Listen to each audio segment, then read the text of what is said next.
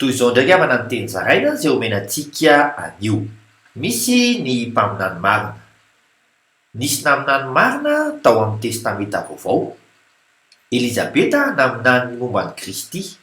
Araka ny voasoratra amin'ny filazan'ny tsara ny Lioka toko voalohany andininy faha 1:20 ka hatramin'ny 3:20 amin'ny anaran'i Jesosy hoe: ary rehefa ren'i Elizabeta ny fiaraban'i Maria dia nibitaka ny zaza tao an-kibony.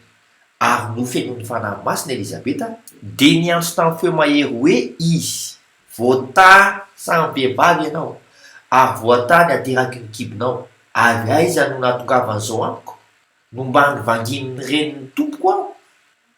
Agabo nilaza izay ahazo amin'ny Paoly.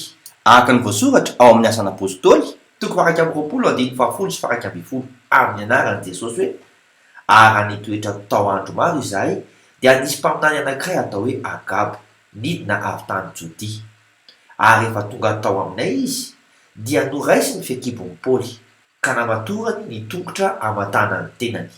Dia hoy izy: izao no lazain'ny fanahy masina, toy izao no hamatoran'ny Jiosy any Jerosalema ny lehilahy tompon'ity fekibo ity, ka atolony ho eo an-tanan'ny Jetlisy izy. Tsy miova ny tompo.